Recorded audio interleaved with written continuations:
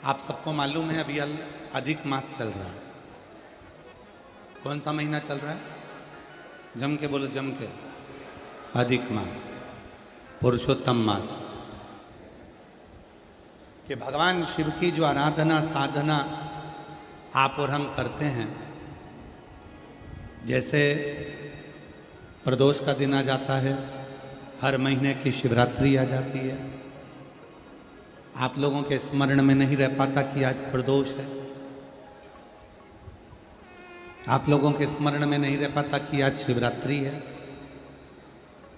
कई लोग ऐसे हैं, कई मेरी बहनें ऐसी बैठी हैं, कई मेरी जीजियां बैठी हैं, कई मेरे जीजा बैठे हैं, कई मेरे बेटा, कई मेरी बेटियां, कई मेरे बुजुर्ग माँ बाप कथा में ऐसे बैठे हैं। उनके स्मरण में नहीं रहता कि आज शिवरात्रि, उनके स्मरण में नहीं रहता कि आज प्रदोष है।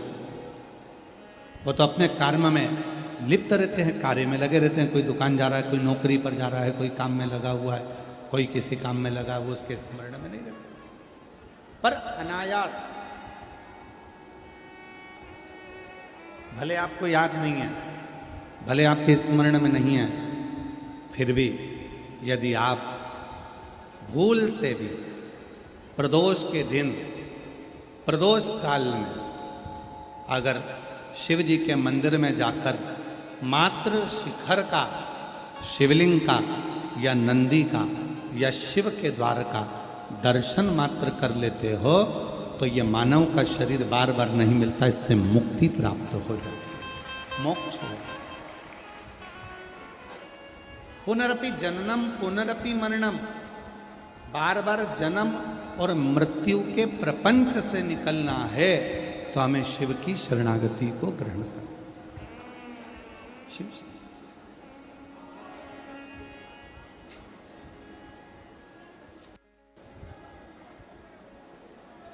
और देख लिया संसार हमने, देख लिया सब मतलब के यार हमने, देख लिया झूठे नाते झूठे रिश्ते, झूठे नाते झूठे रिश्ते, अरे झूठा है संसार हमने देख लिया सब मतलब के यार हमने देख लिया। भूलवश में, स्मरण में नहीं है, चित्त में नहीं है, मन में नहीं है, तुम्हारी बुद्धि में नहीं है, भूलवश में।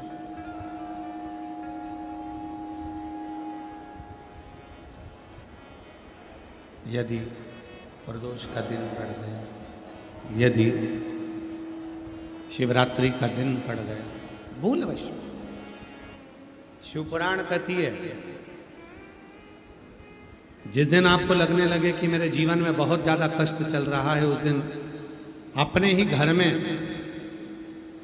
मट्टी के शिवलिंग का निर्माण करो, पार्थिव शिवलिंग।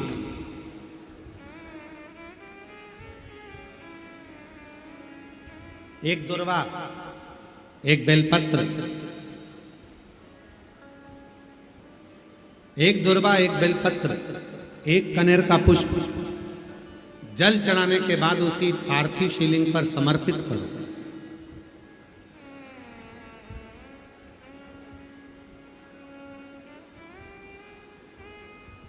दीप लगाकर बाबा से प्रार्थना करो और बाद में उसी शिवलिंग को उसी मट्टी के गमले में विसर्जन भी करो। उसी गमले में उसका विसर्जन होता है, उसी गमले में उसका विसर्जन करो।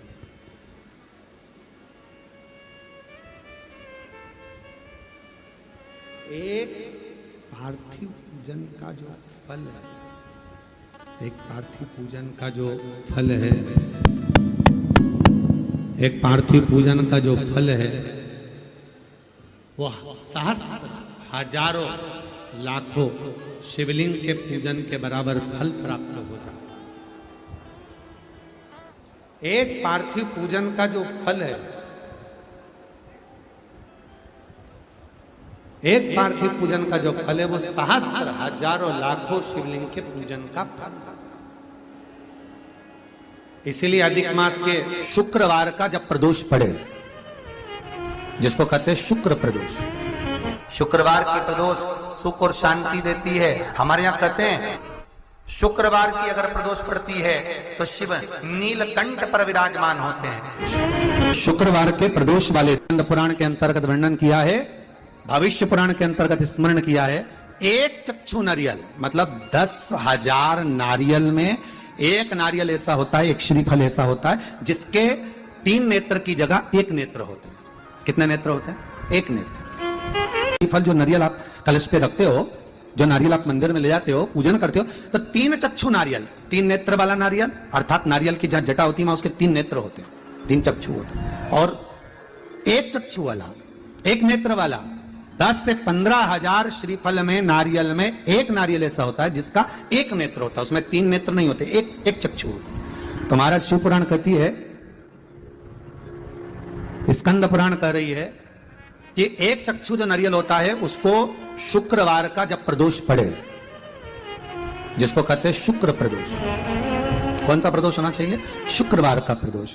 तो शुक्रवार के प्रदोष वाले दिन उस नारियल को एक बेलपत्री के साथ में महाराज अंदर तिजोरी में या अलमारी में, या आपकी जहां बरकत होती है, दुकान का जहां व्यापार व्यवसाय चलता है, अलमारी होती है या गुल्लक होती है या तिजोरी होती है या अलमारी होती है, उसमें उसको रख दिया जाता है।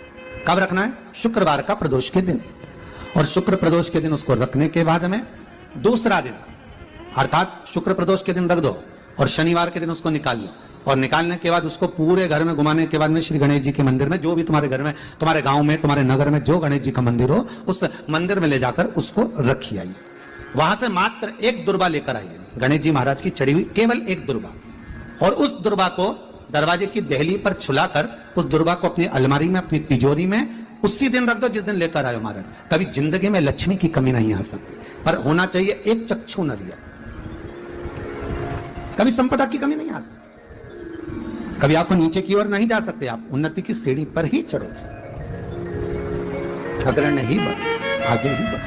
तो 1 चक्षु नारियल, तो जीवन का आनंद सुख। तो उसी तरह शंकर को पाना, शिव का स्मरण करना या शंकर का अनुमोदन करना। महाराज 1 चक्षु नारियल हो, और वो 1 चक्षु नारियल जिसके 1 नेत्र हो, और वो नारियल अगर शुक्रवार की प्रदोष हो और प्रदोष काल में उसको अलमारी में, तिजोरी में रखा जाए बेलपत्र के साथ, और उसी श्रीफल को दूसरे दिन गणेश जी के मंदिर में संपूर्ण घर में, व्यापार में घुमाकर रखा जाए, वहां से मात्र 1 दुर्बा लाकर रखी जाए, कभी संपदा की कमी नहीं आ सकती। ये उसी तरह प्रदोष का दिन, प्रदोष काल का समय, भगवान शंकर प्रदोष के दिन, प्रदोष काल में अपने भक्तों के घर पर नंदी के कान में जो बोल कर जाता है, शिवजी नंदी पर बैठकर उस भक्त के दरवाजे पर उसका कल्याण करने के लिए प्रदोष के दिन, प्रदोष काल में पहुंचते हैं। हर हर। प्रदोष के दिन, प्रदोष काल में देवाधिदेव महादेव उस शंकर के भक्त के घर जाते हैं, जो भगवान नंदीश्वर के कान में कहकर जाता, नंदी के कान में जिसने कहा।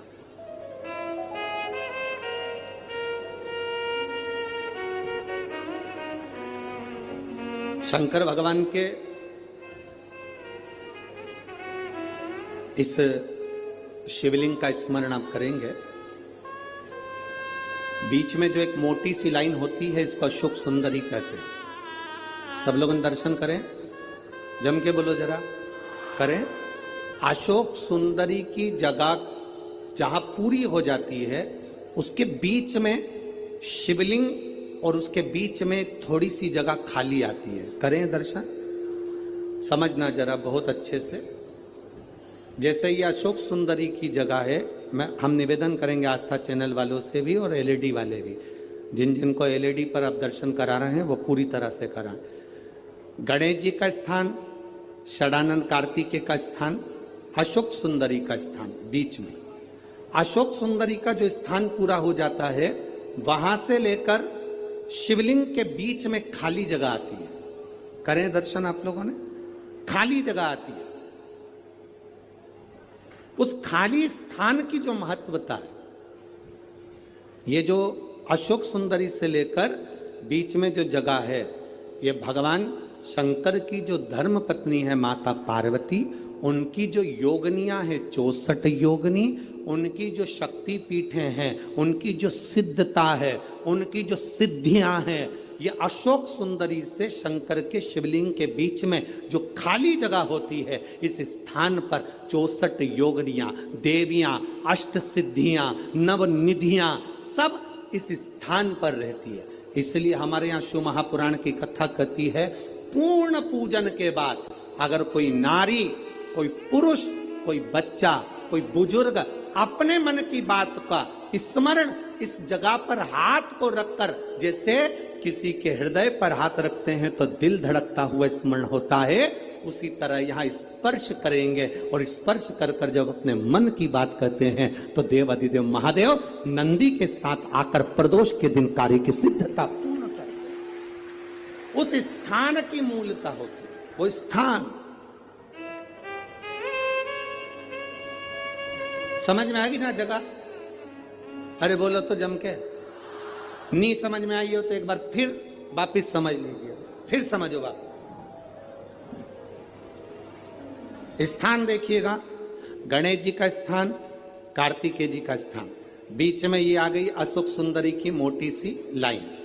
अशोक सुंदरी की लाइन जहां खत्म होती है, वहां से जो शिवलिंग रखा है, इसके बीच की जो जगह है, ये जो बीच में अशोक सुंदरी के स्थान से लेकर शिवलिंग के स्थान के बीच में जो खाली जगह है, ये 64 योगनियां, अष्ट सिद्धियां, नवनिधियां, सब कुछ मेरे देवाधिदेव महादेव ने माता पार्वती को अपने चित्तवृत्ति के साथ यहां अनुमति प्रदान कर रखी है। वहां का स्पर्श,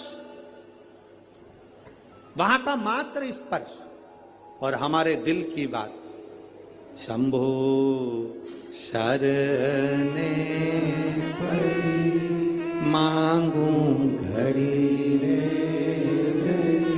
दुख काटो दया करी ने दर्शन। उस स्थान का स्पर्श हमें सुख देता, स्थान का स्पर्श।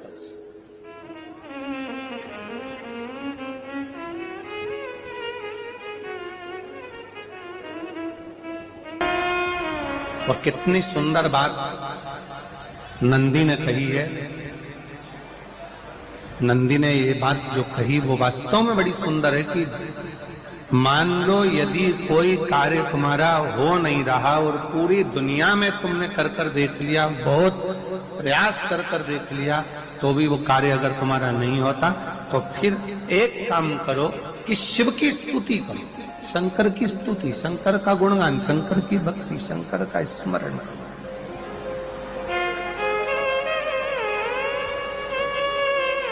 फिर शिव की स्तुति करिए, शंकर से विनय करिए, शंकर से निवेदन करिए, शंकर का गुणगान करिए। एक नियम बना लो, 12 महीने शिवरात्रि आती है, हर महीने शिवरात्रि पड़ती है, महीने में 2 बार प्रदोष पड़ती है। या तो प्रदोष का नियम बनाओ या शिवरात्रि का नियम बनाओ। एक होता है शमी का पौधा, एक होता है मंदार का पौधा। मंदार जानते हो सब लोग? बोलो तो जम के। सफेद आंकड़ा भी उसको बोलते हैं, मंदार भी उसको बोलते हैं। मंदार का पौधा और एक होता है शमी का पौधा। कहते हैं जिस व्यक्ति की जिंदगी में केवल घाटा ही घाटा लिखा हो, दुख ही दुख लिखा हो और कई साल हो गए हों किराए के मकान में रहते हुए या तकलीफ को भोगते भोगते, परिवार में कहीं सुख है ही नहीं, 2 पौधे को याद रखना। और दोनों पौधे की कथा हमने पूर्व में सुना चुके, मंदार और शमी, दोनों की कथा सुनाइए कि ये कौन से मुनि थे, कौन से ऋषि के बेटे थे, ये मंदार और शमी किसके पुत्र थे, सब कथा सुने। आप YouTube पर सर्च करिएगा तो आपको कथा पूरी मिल जाएगी, आप उसको सुनिए। जिसकी जिंदगी में दुख ही दुख लिखा, कष्ट ही कष्ट लिखा, परेशानी ही परेशानी लिखी, तो मंदार और शमी ये 2 पौधे ऐसे हैं जो जीवन में सुख प्रदान करते हैं। एक काम करना चालू करो, थोड़ी सी मिट्टी शमी के पेड़ के नीचे की और थोड़ी सी मिट्टी मंदार के पौधे के नीचे की, दोनों को लाओ, अच्छा मिलाकर उसका एक शिवलिंग का निर्माण करो और उस शिवलिंग का पूजन प्रदोष काल में शाम के समय शिवलिंग के सामने 2 घी के दिए जलाकर जैसी घर में पूजन करते हो वैसी की वैसी पूजन करो, आरती करो, थोड़ा सा भोग लगाकर निवेदन कर कर उस शिवलिंग का बाद में विसर्जन करो। 5 या 7 प्रदोष कर लो या 5 या 7 शिवरात्रि कर लो, आपको किसी के आगे हाथ नहीं फैलाना पड़ेगा। मेरा देव अधिदेव महादेव स्वयं भंडार भरना प्रारंभ कर देगा, स्वयं शिव भंडार भरेगा। मंदार और शमी के वृक्ष के नीचे का वो फल होता है जो सुख देगा, जो सुख देगा।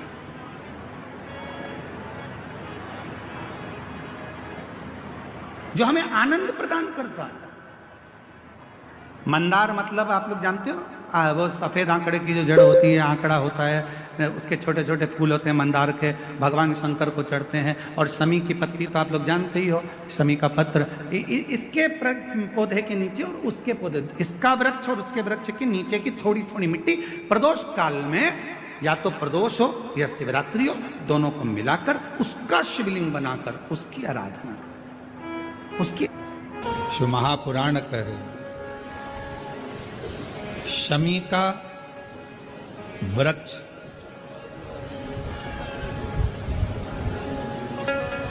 हमारे शरीर में जो रोग होता है उस रोग के जितने भी तत्व होते हैं उनको शमी का वृक्ष खींचता।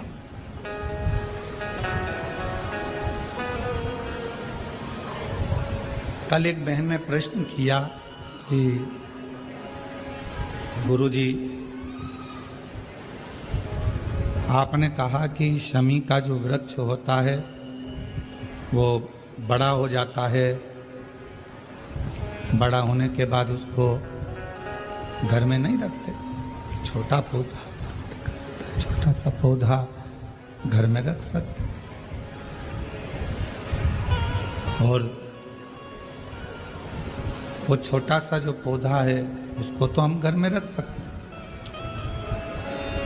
पर वृक्ष, शमी का वृक्ष जितना बड़ा होता चले जाता है तो उसको घर से अपन रखते नहीं, उसको फिर कहीं बगीचे में या कहीं एकांत में या जहाँ उसकी ज़रूरत है वहाँ उसको लगा दिया जाए।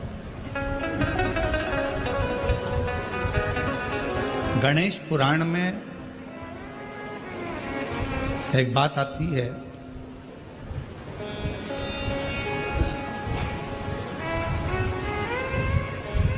कि शमी का जो वृक्ष होता है वो रोग को खींच लेता, बीमारी को खींचता, तकलीफों को खींचता, दुख को खींचता, शरीर के रोगों को वो खींच लेता। तो शिव महापुराण की कथा में और गणेश पुराण की कथा से एक बात सीखने को मिलती है कि पौधा छोटा रहेगा तो आप उसका पूजन भी कर सकोगे, पत्ते भी ले सकोगे, शिव जी पे भी समर्पित कर सकोगे। और घर के अंदर यदि कोई तकलीफ में है, कष्ट में है, तो उसके दुख को भी वो खींच ले, उसके कष्ट को भी वो खींच ले,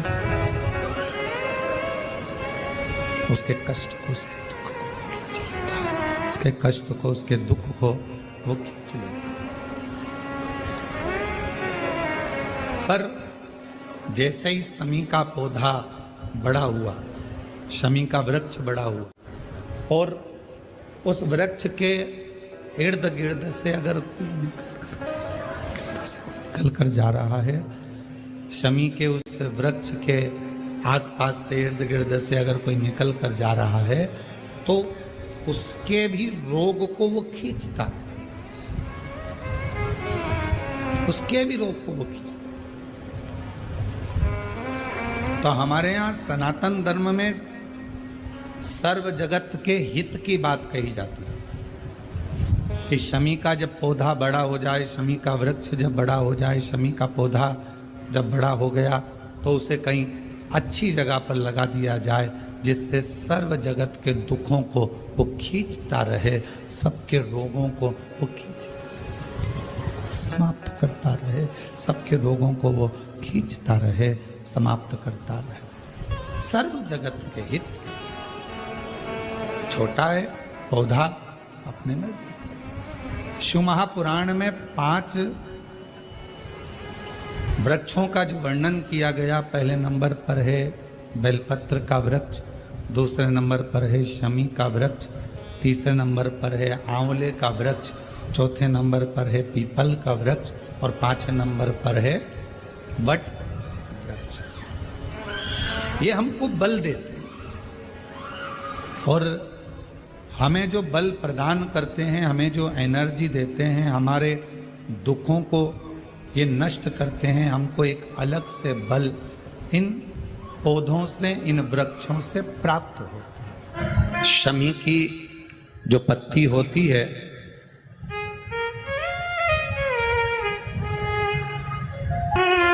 शमी की जो पत्ती होती है, एक पत्ती में जितनी पत्तियां लगी होती हैं और एक पत्ती के अंदर, जरा ध्यान देंगे, जैसे इस पत्ती में ढेर सारी पत्तियां लगी हुई है, पत्ती में से भी एक पत्ती तोड़ोगे और एक पत्ती तोड़ने पर उस पत्ती को भी अगर गिनोगे तो उसमें बहुत सारी पत्तियां होती हैं। आज प्रयास करना, अगर कहीं आपको शमी की पत्ती मिले तो जैसे ये पत्ती, इस पत्ती को तोड़ा गया, इस पत्ती में से एक पत्ती निकाली गई और एक पत्ती निकालकर आप धीरे से रखना, उसमें भी बारीक बारीक बारीक बारीक बारीक बारीक बहुत सारी पत्तियां नजर आती हैं। शिव महापुराण की कथा कहती है, जो सोमवार की अष्टमी हो या प्रदोष का व्रत हो या 12 महीने की शिवरात्रि हो या किसी भी दिन प्रदोष काल के अंतर्गत शंकर भगवान को एक शमी का पत्ता कोई भूलवश भी समर्पित कर देता है, तो जितनी एक पत्ती में पत्तियां होती है और उस पत्ती के अंदर भी एक पत्ती को तोड़ने के बाद जितनी पत्तियां होती है, उतने जन्म मृत्यु लोक में मनुष्य के नहीं होते। 84 लाख योनियों में से वो योनियां कट जाती हैं और देव योनि प्राप्त हो जाए। एक शमी पत्र की इतनी महत्वता है। शमी का जो पत्ता होता है, ध्यान से सुनिएगा, रोज आप अगर शमी के पत्ते को नहीं चढ़ा सकते, महीने में 1 बार या 2 बार शमी का पत्ता शंकर के ऊपर अवश्य समर्पित करना चाहिए। क्यों? शरीर में अगर कोई बड़ी बीमारी आने वाली होती है तो बाबा उस विष को समाप्त कर देते हैं, मात्र शमी का पत्ता समर्पित कर देते हैं। भले महीने में 2 बार चढ़ाओ, हफ्ते में 1 बार चढ़ाओ, तुम्हारा मन पड़े तो हफ्ते में 2 बार चढ़ाओ। ज्यादा बीमारी है, शमी का पत्ता एक शिव जी के शिवलिंग पर और एक पत्ता जहां से पानी बहकर नीचे गिरता है ना, जलाधारी में से शिव जी पे जल चढ़ाया। जैसे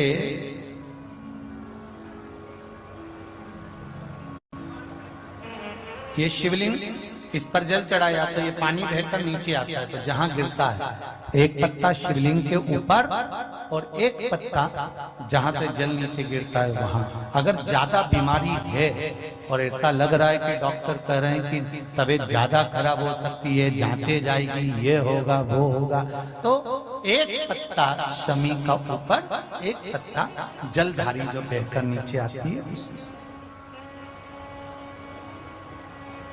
पर चढ़ाना। शमी का पत्र रोग मुक्ति के लिए जब चढ़ाया जाता है तो भगवान शंकर का अवधूतेश्वर महादेव का नाम लेकर चढ़ाया जाता है। कौन सा महादेव? जम के बोलो जरा। अवधूतेश्वर महादेव का नाम लेकर चढ़ाया जाता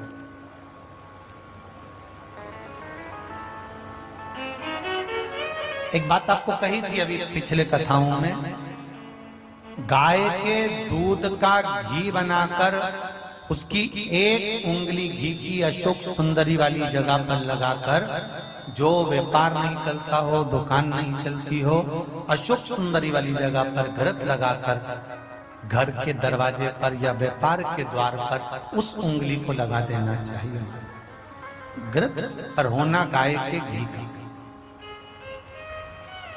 गौ माता कल कथा में कहा था, एक दिया बेलपत्र के नीचे और एक दिया बोलो बोलो जम के अपने दरवाजे के राइट भाग में प्रदोष के दिन प्रदोष काल में लगाना चाहिए, जिससे शंकर भगवान नंदी के साथ जाएं, तुम्हारे दरवाजे पर दिया लगा हुआ देखें तो शंकर भगवान नंदी शिव जी से कह दे, ये रोज मेरे मंदिर में आती है, ये रोज आपके मंदिर में आके एक लोटा जल चढ़ाती है, आज दिया लगाकर बैठी है, आपका इंतजार कर रही है, इस पर दृष्टि फेर दो, कल्याण कर दो। दृष्टि फेरो, कल्याण।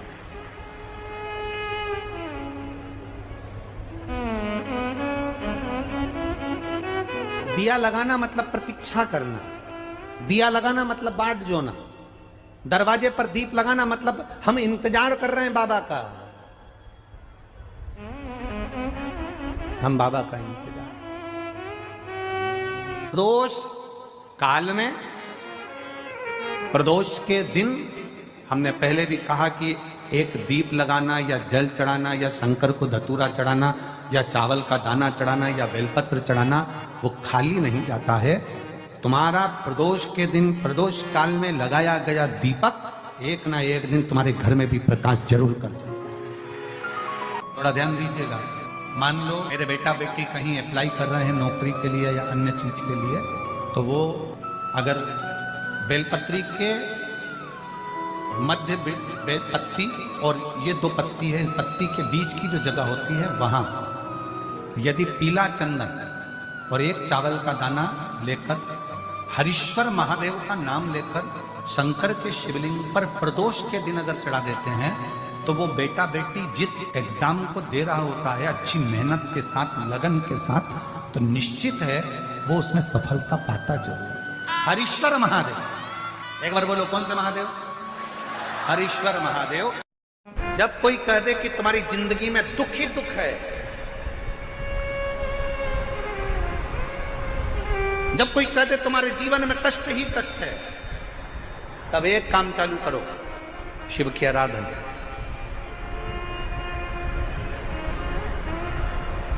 तब एक काम चालू करो, भगवान शंकर की आराधना। 3 चीजें अपना लो। पहले नंबर पर शिव जी के मंदिर में एक लोटा जल चढ़ाना। दूसरे नंबर पर अगर प्रदोष के दिन मंदिर में दिया लगा सकते हो तो ठीक है, नहीं तो एक कनेर का फूल पीला वाला, देखा है आप लोगों ने? जम के बोलो जरा। पीले कलर का कनेर का फूल एक प्रदोष के दिन, प्रदोष काल के समय पर अगर दीप लगा सको तो ठीक है, नहीं तो एक कनेर का फूल पीले कलर का शिव जी के अशोक सुंदरी का स्पर्श। अशोक सुंदरी वाली जगह मालूम है ना आप लोगों? फिर से आप समझने का,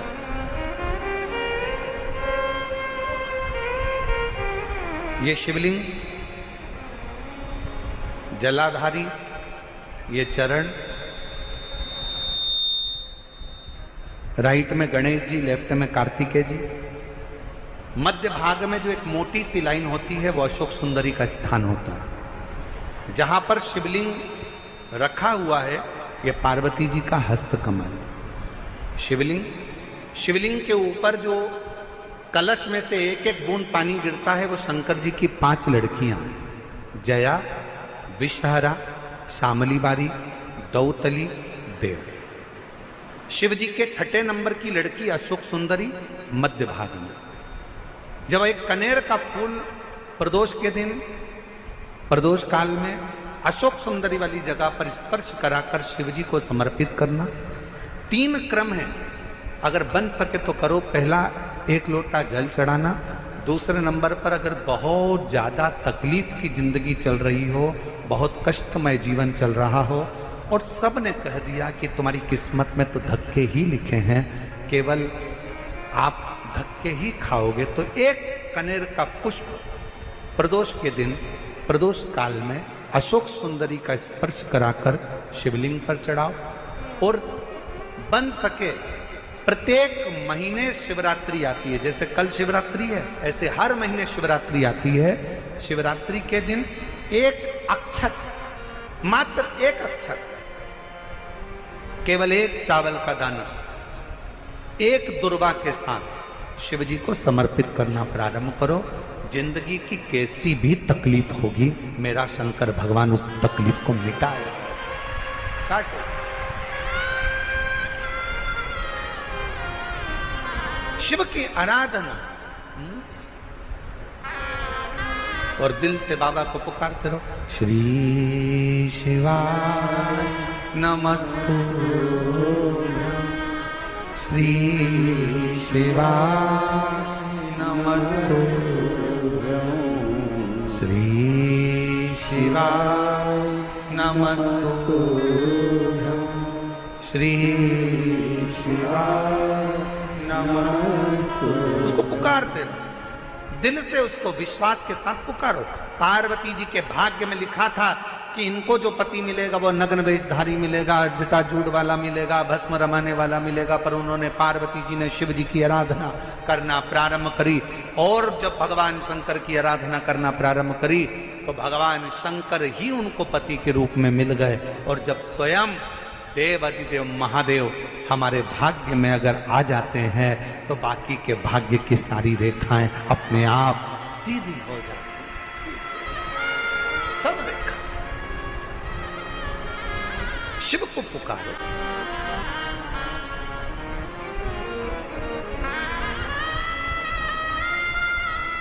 भगवान शंकर को पुकारने का प्रयास करो।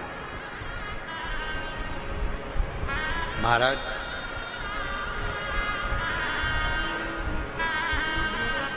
शिव महापुराण की कथा एक बड़ी सुंदर बात कहती है, बहुत सुंदर। जिसके दिन खराब चल रहे हो ना, तुम्हें मालूम है कि तुम्हारा रिश्तेदार के दिन खराब चल रहे हैं, उसकी तकलीफ की जिंदगी चल रही है, उसको कष्ट है। हम जानते हैं कि दिल्ली वालों को इतना समय नहीं है, मुंबई वालों को इतना समय नहीं है, बड़े बड़े शहर वासियों को इतना समय नहीं है, पर शिव महापुराण की आज की बात को लेकर जाना। जिसके दिन खराब चल रहे हो, तुम्हारा रिश्तेदार, तुम्हारा कुटुंबी, मोहल्ले में किसी के दिन अगर बेकार चल रहे हो, बहुत कष्ट के दिन चल रहे हो, तो उससे कम से कम एक दिन में 2 बार जरूर मिला करो। क्यों? उसके दिन भले खराब चल रहे हैं, पर एक ना एक दिन मेरा बाबा उसका हाथ पकड़कर उसको उन्नति की सीढ़ी पर जरूर चढ़ा। अगर किसी के दिन खराब चल रहे हैं तो उससे 2 बार मिलो। अगर किसी का स्वास्थ्य खराब चल रहा है तो उससे 3 बार मिलो। चिंता मत करना, छोटी सी बीमारी है, ठीक हो जाओगे। चिंता मत करना, ऐसी बीमारियां तो आती रहती है, टेंशन मत लो। किडनी खराब हुई है, लीवर बेकार हुआ है, शुगर हो गई है, थायराइड हो गया, कैंसर हो गया, क्यों चिंता करते हो? 3 बार मिलो।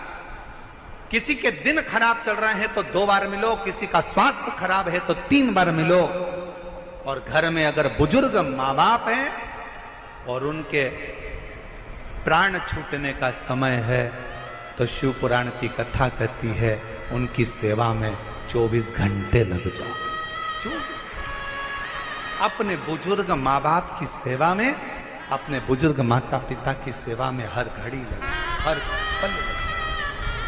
प्रदोष का दिन हो और प्रदोष काल में आप अपने घर से जल और एक हाथ में घी का भरा हुआ दीप लेकर जिस दिन शंकर के मंदिर में जाते हो, शंकर को जल चढ़ाकर हाथ का स्पर्श जलाधारी पर कर कर शिव मंदिर में दीप प्रज्वलित कर देते हो, 26 प्रदोष का पुण्य फल उसी क्षण प्राप्त हो जाता है।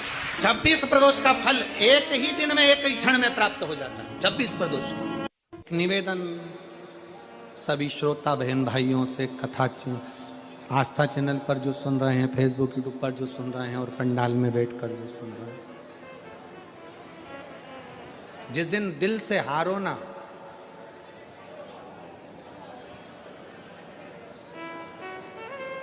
थोड़ी तकलीफों में अगर घिर जाओ, तकलीफें आ जाए, कष्ट आ जाए, तकलीफें जिस दिन तुम्हारे भीतर बहुत ज़्यादा मात्रा में आ जाए, उस दिन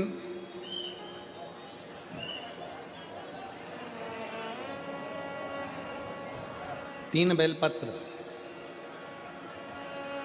एक बेलपत्र में पीला चंदन, बीच वाली पत्ती पर, जिस दिन तुम्हें लगे कि मैं बहुत दुखी चल रही हूं और मेरा काम हो ही नहीं रहा, बहुत तकलीफ की जिंदगी चल रही है, कोई हाथ पकड़ने वाला नहीं है, कोई संभालने वाला नहीं है और बहुत तकलीफ हो रही है, बहुत तकलीफ। उस समय पर एक बेलपत्री के बीच वाली पत्ती पर पीला चंदन, दूसरी पत्ती पर लाल चंदन और तीसरी पत्ती पर 11 चावल गीले, पानी में उसको थोड़ा सा भिगो लें या धो लें, 11 चावल गीले शिव जी की उस पत्ती पर रखें। सबसे पहला पीला चंदन का बेलपत्र, दूसरे नंबर पर लाल चंदन का बेलपत्र, तीसरे नंबर पर जो 11 चावल आपने धोकर रखे हैं वो हाथ की हथेली में रखना है और हाथ की हथेली में रखकर अपनी कामना कर कर भगवान शंकर से विनय कर कर पंचाक्षर मंत्र नमः शिवाय या षडाक्षर मंत्र ओम नमः शिवाय या श्री शिवाय नमस्तुभ्यम बोलकर उस बेलपत्र पर सीधे हाथ में रखकर उल्टे हाथ का स्पर्श कर कर बाबा से अपने मन के भाव कहकर शंकर के शिवलिंग पर उसे समर्पित कर दीजिए। एक ही लोटा जल,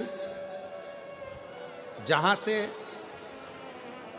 जल बहता है अशोक सुंदरी वाली जगह, एक ही लोटा जल, जहां से जल बहता है उस जल बहने वाली जगह पर 3 बार उस जल को अपनी कामना कर कर श्री शिवाय नमस्तुभ्यम या पंचाक्षर मंत्र या षडाक्षर मंत्र बोलकर 3 बार उस स्थान पर गिरा दीजिए।